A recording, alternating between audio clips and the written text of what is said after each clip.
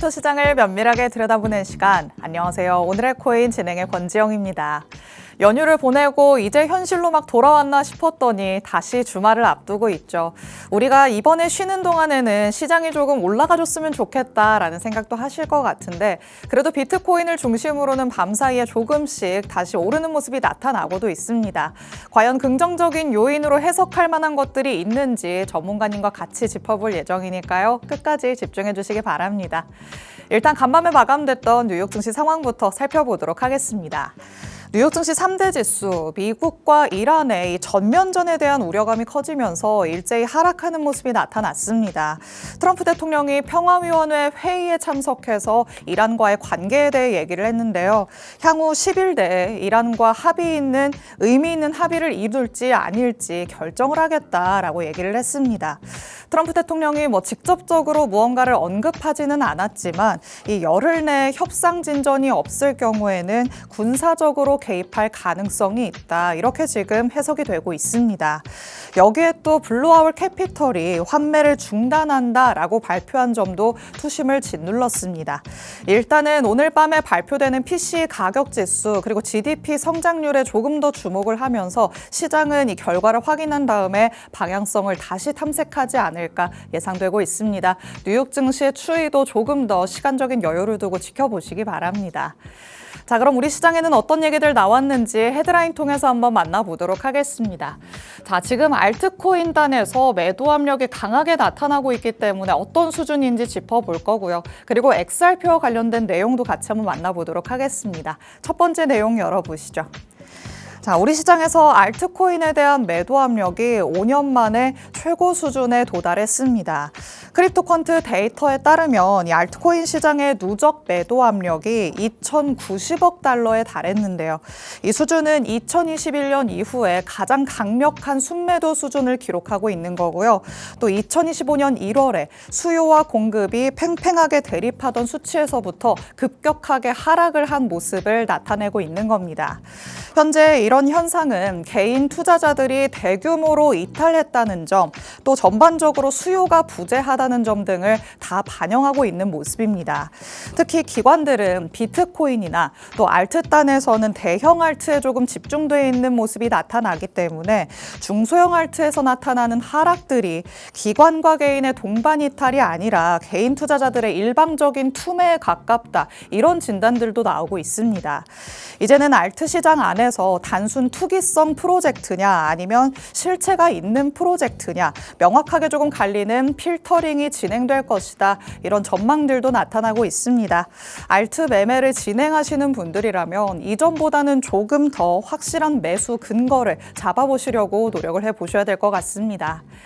자, 다음 내용으로 넘어가 보도록 하시죠. 이번에는 XRP 같이 한번 만나볼 텐데요. XRP의 최근 흐름을 보면요. 이 강한 저항선을 넘지 못하고 조금은 박스권에 갇힌 듯한 모습이 나타나고 있습니다.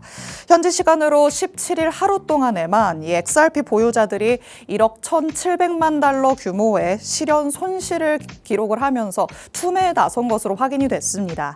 투자자들이 이렇게 수익을 조금 포기하고 손실을 확정짓는 움직임 들이 단기적으로는 반등 동력을 더욱 약화시키는 결정적인 요인이다. 이런 분석들이 나타나고 있습니다.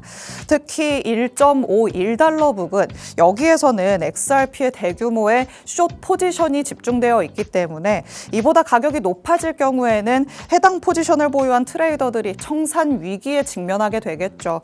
그래서 이 가격대를 조금 사수하기 위해서 강한 매도세를 유지하고 있다. 이렇게도 해석을 해볼 수가 있겠습니다. ETF를 보더라도 출시 이후에 지금 5번째의 순유출세를 기록하고 있습니다.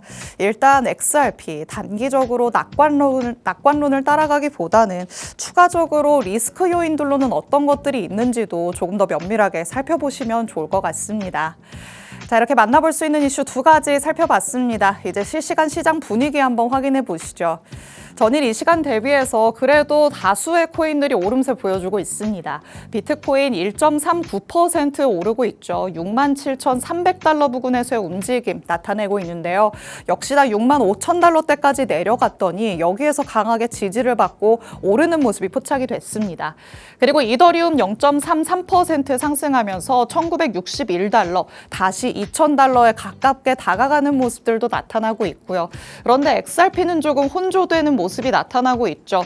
이 뭔가 등락을 조금 반복하고 있는 모습이기는 한데 현재는 1.41달러 부근에서 공방이 조금 치열하다라고 볼 수 있겠습니다.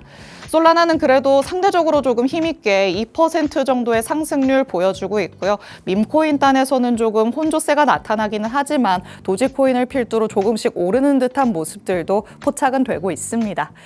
일단 주말을 앞두고 우리 시장이 다시 한번 단기적인 저점을 찍고 올라가는 듯한 모습은 나타나고 있습니다.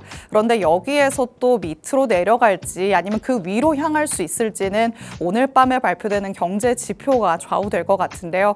여기에서 우리가 어떤 부분들을 조금 더 들여다보면 좋을지 전문가님과 같이 한번 얘기 나눠보도록 하겠습니다. 잠시 후에 전문가님과 돌아오도록 하겠습니다. 오늘의 코인 가자!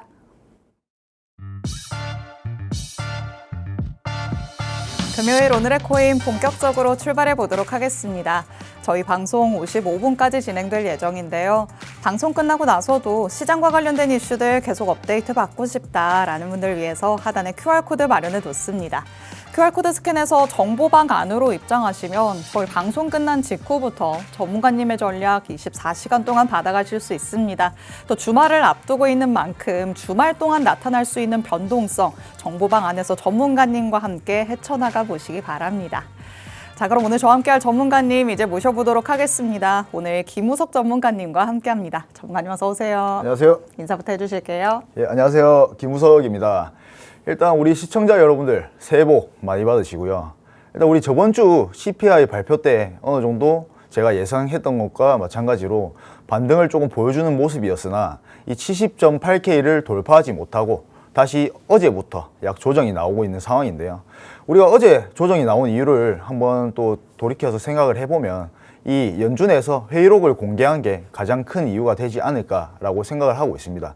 그래서 연준에서 이 회의를 어떻게 진행을 했는지와 그리고 오늘 우리 PCE 발표가 남아있죠. 그렇기 때문에 이 PCE 발표까지 한번 짚어보고 넘어가 보도록 하겠습니다. 네, 우리는 월화수를 또 잘 쉬고 왔기 때문에 목금만 일을 하고 났더니 다시 또 주말이 찾아왔습니다. 그렇다면 한 주를 돌아보면서 우리가 조금 쉬는 동안에는 또 어떤 일들이 있었는지 그리고 시장에 영향을 줄 내용은 어떤 것들이 있는지 같이 한번 짚어볼 필요가 있겠죠. 전문가님과 하나씩 얘기 나눠보도록 하겠습니다.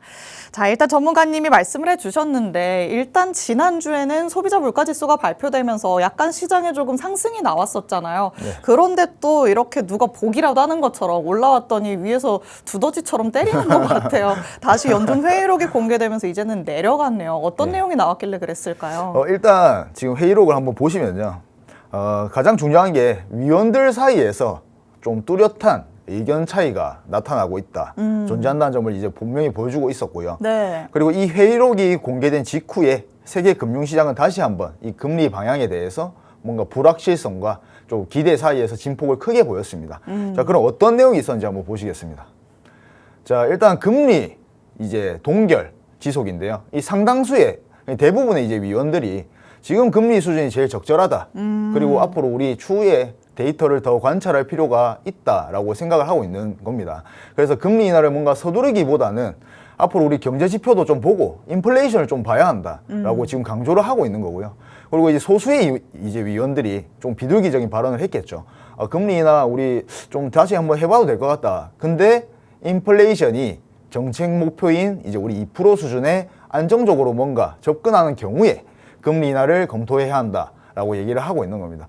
제가 이 내용을 좀 들어봤을 때는 뭐 다 할 수 있는 당연한 것들이거든요. 네. 우리가 뭐 위원들이 뭐 저희끼리 회의할 때도 그렇지 않습니까? 누군가는 이런 발언을 내면 누군가는 또 이런 의견을 내고 하는 게 당연하다고 생각을 하는데 지금 우리 시장에는 호재가 필요한데 뭔가 이 호재가 필요한 입장에서는 뭔가 안 좋은 방향이 될 수도 있다. 자, 우리가 조정이 나왔던 이유가 이런 매파적인 발언 때문인데요. 그렇죠. 당연히 누군가는 동결을 외치고 누군가는 인하를 외치면 누군가는 또 인상도 한번 우리 생각을 해봐야 될 수도 있어 라고 얘기를 할 수 있는 거잖아요. 네. 우리가 보편적으로 따지면 당연한 건데 우리 시장 참여자들 입장에서는 화가 나는 입장입니다.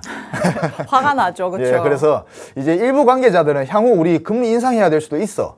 근데 인플레이션이 지금 목표 수준을 넘어서서 계속 지속이 된다면 네. 당연히 뭐 금리 인상을 뭐 해야 될 수도 있다라는 얘기를 한 것뿐이거든요. 네. 근데 이제 이 시장에는 당연히 안 좋은 방향성으로 받아들일 수밖에 없기 때문에 조정이 조금 나왔지 않나라는 생각을 하고 있습니다. 그렇죠. 아무래도 지금 동결이 이어지는 것도 시장 참여자들은 답답해하는 상황인데 인하가 아니고 무슨 인상 얘기를 꺼내 이런 얘기잖아요. 맞죠. 예, 그렇기 때문에 지금 이 의견이 우리가 왜 갈리고 있는가를 보시면요. 당연히 이제 인플레이션의 방향이 지금 둔화되는 뭔가 조짐을 보이고 있지만 핵심 물가 상승률은 여전히 목표를 상회하고 있기 때문에 이런 의견이 갈리는 거겠죠. 그리고 두 번째로는 이 고용시장의 안정성인데요. 우리 노동시장 지표는 이제 여전히 강세를 유지하고 있고 그리고 실업률은 크게 높아지지 않았습니다. 그러면 이제 금리 인하를 뭔가 뒷받침할 수 있는 이유가 될 수도 있지만 아직까지는 인플레이션이 남아있다. 그러니까 우리 금리 인상도 고려해야 한다라고 뭐 이런 의견도 설득력을 갖게 되는 거죠. 그래서 뭐 이게 뭐 그럴 수도 있고 저럴 수도 있다라는 내용인데 네. 결론적으로는 우리가 향후 금리 경로가 어떻게 될까가 가장 중요하지 않습니까? 그렇죠. 그래서 우리가 3월 이제 금리 동결 가능성이 거의 94.1%로 확정입니다. 아하. 확정이기 때문에 애초에 우리가 3월에 금리 인하는 기대도 안 했지 않습니까? 그렇죠. 그래도 보통은 한 6월 정도에 하지 않을까라고 생각을 하고 있잖아요. 맞죠. 근데 이제 우리가 지금 케빈 워시가 이제 차기 의장으로 지명이 되었지 않습니까? 네. 근데 이제 이 케빈 워시가 굉장히 매파적인 성향을 가지고 있음에도 불구하고 뭐 이 트럼프의 압박으로 인해서 금리 인하를 하고 싶다고 한들 지금처럼 위원들이 동의를 하지 않는다면 그렇죠. 금리 인하가 될 가능성이 없을 수도 있다는 거죠. 또 워시가 혼자서 독단적으로 집행을 할 수는 없는 거잖아요. 맞습니다. 그리고 뭐 이제 앞으로 추후에 나오는 데이터들 그리고 인플레이션을 좀 봐야 뭐 우리가 금리 인하가 정말 제대로 진행되지 않을까라는 생각을 하고 있고요.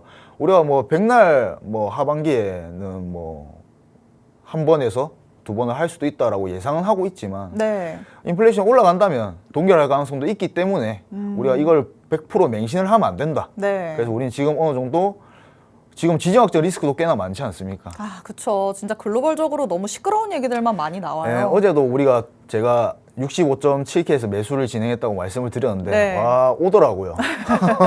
심장이 조금 떨리셨겠어요. 손절할 구간이 막 오더라고요. 오는데 거기서 또 반등을 해줘서 오. 그래서 이제 우리가 어제 이란과 이 미국이 전면전에 나설 수도 있다라는 내용 때문에 네. 조정이 나왔다라고 생각을 하는데 그런 것 치고는 전 잘 버텨줬다라고 역시나 생각을 하고 있습니다. 그러니까요. 뉴욕 증시도 앞서서 만나봤지만 3대 지수가 또 내려가는 모습이 나타났잖아요. 맞습니다. 그런 거에 비해서는 우리 시장은 또 지금 잘 버틴다라는 생각도 들어요. 예, 저도 어제도 누차 말씀드렸듯이 회의록이 이렇게 매파적으로 공개됐음에도 불구하고 65.7K를 이게 뭐 최후의 지지선도 아니거든요. 64K가 최후의 지지선이라고 생각을 하는데 네. 이 위에서 뭔가 계속 지켜주는 모습을 보인다는 자체가 저는 뭐 이미 우리가 많이 맞았기 때문에 더 이상 내려갈 것도 없어서 뭐 그런 걸 수도 있고 네. 그리고 생각보다 이제 뭐 잘 지켜주는 모습 때문에 저는 추후 뭐 지금 계속해서 말씀드리고 있지만 조금 반등의 가능성을 보고 있다라고 말씀을 드리고 싶습니다. 그럼 전문가님 입장에서는 진짜 기가 막힌 라인에서 지금 매수를 잡아놓으신 게 아닌가 잘했죠. 싶어요. 스스로를 좀 토닥토닥 하셔도 될 것 같다라는 생각이 네, 맞습니다. 드는데 일단은 금리와 관련해서 얘기 나눠보고 있습니다. 결국에는 3월에는 조금 동결된 가능성이 크다 이렇게 봐야 될 것 같고 그렇다면은 우리 시장도 지금 이렇게 약간은 횡보하는 듯한 모습이 3월 넘어서까지 이어질 것이다 이렇게 봐야 될까요? 아무래도 그렇죠. 이게 큰 틀에서 보면 횡보한다라는 게 맞거든요. 우리가 지금 뭐 65.7K에서 뭐 작게는 70.8K라고 생각을 할 수도 있지만 네. 우리가 조금 크게 보면 64K에서 71.5K 안에서 횡보를 하고 있는 모습이기 때문에 네. 우리가 실제로 오늘이나 내일 중에 반등을 한다고 해도 한들 이제 70.8K 혹은 71.5K를 강하게 돌파해 줄 수 있다라고는 생각을 안 하거든요. 아. 왜냐하면 지금 제가 생각을 PC 결과가 좋게 나오더라도 지금 이 지정학적 리스크 문제가 있지 않습니까? 네. 지금 이란과 미국이 지금 전면전으로 치닫고 있는 상황이잖아요. 그렇죠. 그렇기 때문에 지금 제가 어제 좀 잠시 본 거로는 뭐 이틀 뒤에 지금 공격을 가할 수도 있다라는 얘기가 나올 정도로 이미 뭔가 준비는 끝마쳐졌다 맞죠. 이러잖아요. 지금 이라크 전쟁 이후에 최대 규모라고 하더라고요. 그래서 지금 뭐 원래 우리가 이란이 지금 좀 제가 생각했을 때는 지금 빌빌 거려야 될 것 같은데 지금 자꾸 이제 우리가 그런 말이 있지 않습니까? 맞기 전까지는 누구나 그럴싸한 계획이 있다. 네. 라는 말이 있는데 아 그렇죠. 지금 뭐 항공모함을 이제 뭐 그 타격할 준비가 되어 있다. 이란이 이런 얘기를 할 정도로 지금 뭔가 물러서진 않을 것 같습니다. 네, 그래서 그렇죠. 서로 지금 약간 강하게 나가고 있기 때문에 약간은 조금 우리 시장에도 변수로 자리 잡고 있다 이렇게 봐야 될 것 같아요. 근데 이거는 일단 10일 이내에 무언가 조금 협상이 이루어질 수도 있다. 트럼프 대통령이 이렇게 얘기를 했으니까 조금 기다려 보기는 해야 될 것 같고 우리 시장에서는 제일 앞으로 다가온 게 결국에는 PC 가격 지수 발표가 되겠죠. 맞습니다.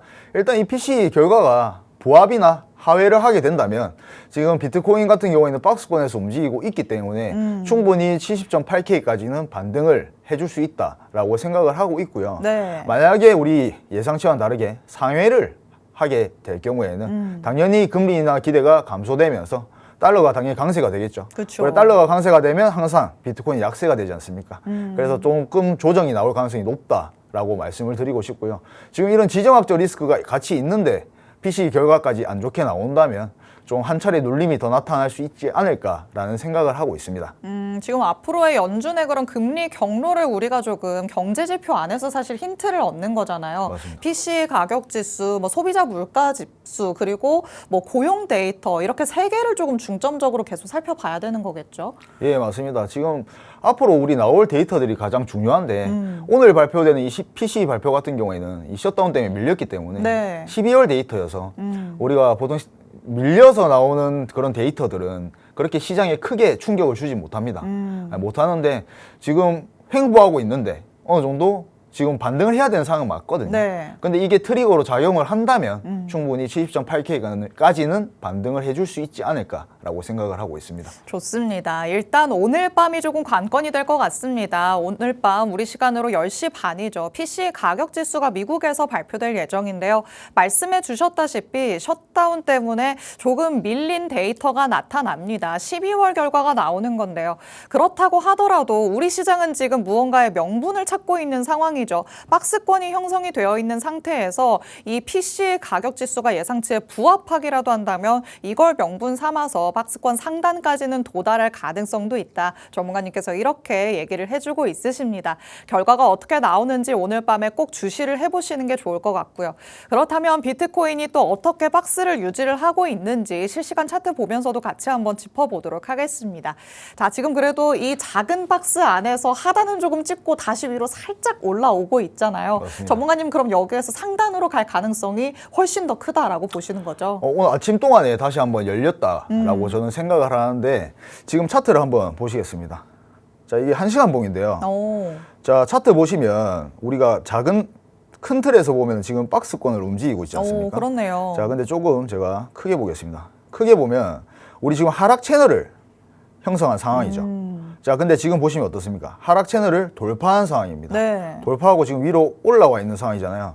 보통 이럴 경우에는 뭐 주요 저항 구간들이 매 구간 존재를 하지만 짚고 넘 올라갈 가능성이 굉장히 높다라고 생각을 합니다. 오. 그래서 지금 같은 경우에는 아마 공매도로 이제 뭐 투자를 하시는 분들 같은 경우에는 지금 쉽게 공매도를 투자를 하기 힘들지 않을까라고 생각을 하고 있습니다. 그럼 매도 압력이 줄었다는 소리죠. 하락 채널을 벗어났다는 소리는. 네. 그럼 지금부터는 뭔가 매수 압력이 들어올 가능성이 높다라고 생각을 하시면 좋을 것 같고 어제 딱 여기 이제 뭐 지지 구간을 짚고 다시 올라가는 모습을 보여주고 있죠. 그렇기 때문에 지금 현재는 뭔가 상승으로 조금 반등을 하기가 조금 더 확률적으로 높다라고 생각을 하고 있습니다. 그럼 지금 자리로 놓고 본다면 지금 단기적으로 내가 조금 비트코인을 진입을 해봐야겠다 하시는 분들이 있으실 수 있잖아요. 지금도 괜찮은 수준일까요? 아니면 타이밍을 조금 놓친 걸까요? 지금은 타이밍을 놓친 상황은 아니시고요. 절대. 지금 솔직히 어제 이 구간이 왔을 때 네. 우리가 이 구간이 왔을 때 매수를 할 수 있는 뭔가 강심장이 몇 명이나 정도 됐을까요? 맞아요. 맞죠? 저 때는 또 불안불안하죠. 밑으로 내려갈까 봐. 그러면 우리가 보통 그런 말 많이 하지 않습니까? 상승을 확인하고 반등을 확인하고 눌림목에서 진입을 한다라는 말 많이 하지 않습니까? 네. 그래서 이런 눌림목에서 우리가 매수를 한번 노려볼 수 있다라고 저는 생각을 하고 있습니다. 자, 그래서 우리가 눌림목에서 진입을 한다면 당연히 이 구간을 우리가 이탈하게 되면 다시 뭐 손절을 한다든지 이런 방향성으로는 단타로 접근을 충분히 할 수 있다라고 말씀을 드리고 싶습니다. 좋습니다. 비트코인을 조금 단기적인 시각으로 바라보시는 분들도 지금 막 하락 추세선을 이탈한 모습이 나타났기 때문에 여기를 돌파하는 시점에서 눌림목에서 조금 공략을 해보는 것도 괜찮겠다라고 얘기를 하십니다. 비트코인 실시간 차트 통해서 같이 한번 짚어봤으니까요. 더 자세한 전략들 궁금하시다면 하단의 QR코드 스캔해서 정보방 안으로 입장해 주시면 되겠습니다. 자, 그렇다면 이렇게 조금 흔들리는 시장 안에서 전문가의 눈으로 바라봤을 때 지금 같이 공략을 해보기에 좋은 코인은 뭘까 또 궁금해지시겠죠. 전문가님의 히든 코인도 같이 한번 만나보도록 하겠습니다. 자, 지난번에 말씀해 주셨던 히든 코인이 그래도 전문가님이 무슨 미래를 내다보시는 것처럼 정확하게 비슷한 패턴을 그리면서 올라갔더라고요. 제가 뭐 좀 잘하긴 하거든요. 잘하긴 했어. 확률이 한 8, 90%는 나옵니다. 와. 왜냐하면 항상 좀 제가 뭐 내일의 코인을 보시는 분들 아시겠지만 네. 여러 가지 기술적 분석을 하고 모든 게 들어맞았을 때 보통 진입을 하는 편이기 때문에 히든 코인도 승률이 좋다고 생각을 하고요. 그리고 제가 누차 말씀드리는 거지만 중장기로 들고 갈 종목을 드리는 게 아닙니다. 그렇죠. 그래서 단타로 항상 접근을 하셔야 되고요.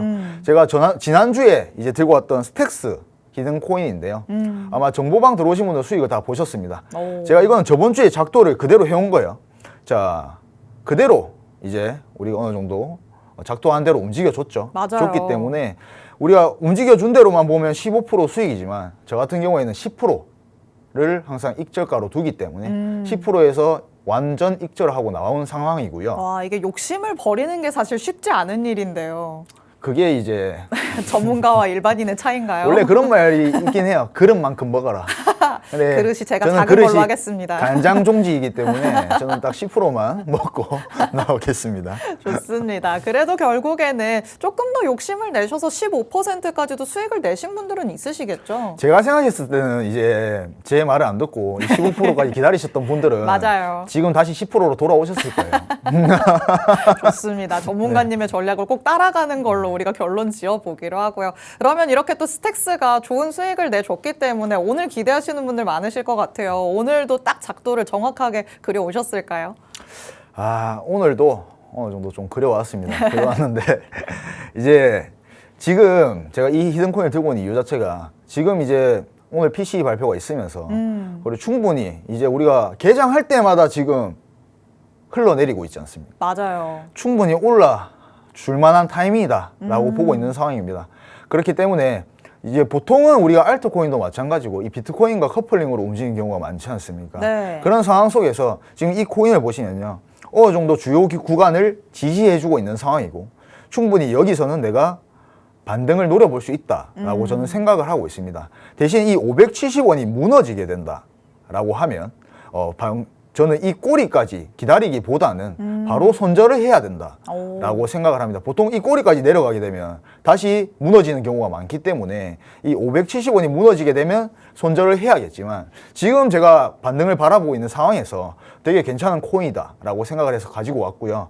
익절가는 720원이라고 생각을 하시기보다는 저는 항상 단타로 접근을 할 때는 수익을 적게 보는 스타일이기 때문에 어느 정도 충분히 여기까지 반등을 해주게 된다면 저는 익절을 진행을 할 것이고요. 그리고 다시 한번 우리 항상 어제 제가 피보나치 되돌림 말씀드렸지만 눌림이 나오거든요. 그러면 눌림이 나오는 경우에 제가 이제 한번 다시 재진입을 해볼 생각입니다. 좋습니다. 전문가님의 오늘의 히든코인 만나봤는데요. 더 자세한 실시간 대응 전략들 정보방 안에 들어오셔서 챙겨가 보시기 바랍니다. 아울러 본 방송에서 제공해드리는 정보는 투자 판단에 대한 조언일 뿐 해당 자산의 가치 또는 상승 하락을 보장하진 않는다는 점도 유의해 주시기 바랍니다. 저희는 다음 주에 다시 찾아뵙도록 하겠습니다. 시청해주신 여러분 고맙습니다.